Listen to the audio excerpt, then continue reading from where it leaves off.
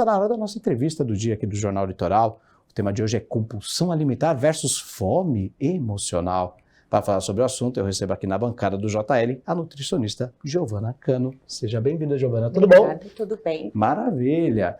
Giovana, deixa eu pegar meu roteirinho aqui de perguntas. E eu queria saber, primeiramente, o que é a compulsão alimentar?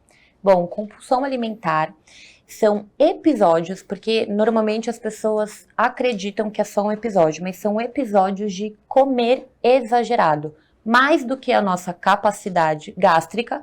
Muitas vezes num episódio de compulsão as pessoas terminam com aquela sensação de estufamento, de desconforto, e não são alimentos específicos, não é aquela vontade de comer um doce. Pode ser o alimento... Qualquer coisa. E qual é a diferença, então, entre compulsão e a fome emocional? Bom, a fome emocional, ela é um episódio que pode acontecer depois que nós fomos expostos a algum tipo de emoção. Por exemplo, fiquei chateada, fiquei triste com algo que não deu muito certo e eu posso usar a comida como recompensa, descontar. Já a compulsão, ela é um episódio que mesmo que não aconteça nada específico, pode ocorrer. É um comer descontrolado.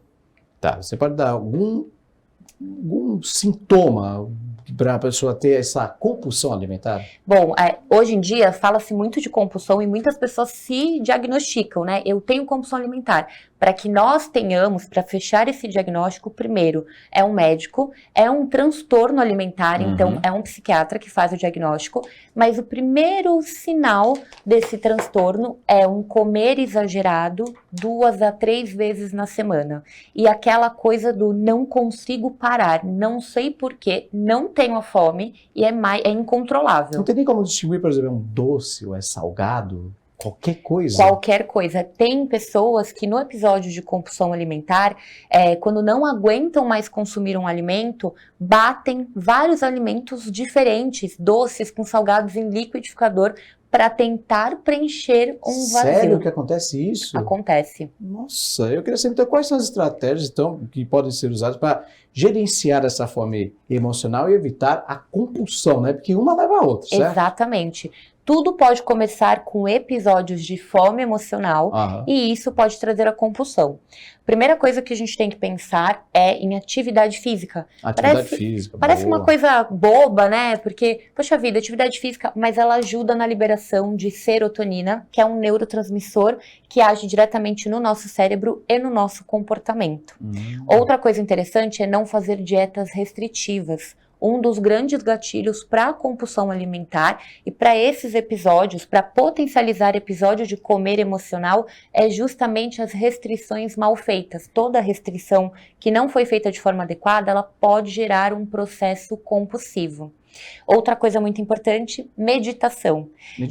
Meditação. Nós falamos muito sobre meditação e as pessoas entendem que a meditação é sentar, fechar os olhos e pensar em nada. Mas existe uma técnica que se chama Mindful Eating, que é justamente prestarmos atenção no momento presente da comida. Então, tirar o celular de perto, apreciar a comida, porque dessa forma nós comemos também um pouquinho mais devagar.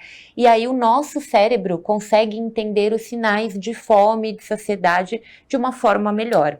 Interessante, gostei dessa dica. Agora eu queria saber quais são os possíveis impactos, né, na compulsão alimentar e na fome emocional na saúde física. É claro, eu acho que a pessoa engorda. Exato. Toda vez que a gente tem um comer exagerado, né, a compulsão alimentar, nós temos... É impactante tanto para o físico quanto para o emocional. Tem também a saúde mental, tem certeza, a questão mental. Claro. Geralmente o paciente ganha peso, então pode ter um processo aí de obesidade, e junto com a obesidade, diabetes, colesterol alterado, hipertensão. Quando a gente olha para o espelho e não gosta do que está vendo, e aí existe uma pressão estética, né, sobretudo, é muito comum nós começarmos a ter gatilhos emocionais, e aí a parte mental também é afetada. Então, é muito comum quem tem compulsão alimentar desencadear processos ansiosos e depressivos. Perfeito. Giovana Cano, tu sabe que tempo de TV é muito corrido, então, por gentileza, olha para aquela câmera aqui, a câmera 1, divulgue suas redes sociais, divulgue seu trabalho. Vamos lá, minha principal rede social é o Instagram, @nutrigicano, Cano com 2 N's, e lá vocês vão encontrar todas as informações sobre o meu trabalho. Perfeito, Giovana Cano. Muito obrigado pelos seus esclarecimentos hoje aqui no Jornal Litoral, viu? Uma boa tarde para você, viu? Obrigada. Parabéns aí pelo trabalho, muito legal.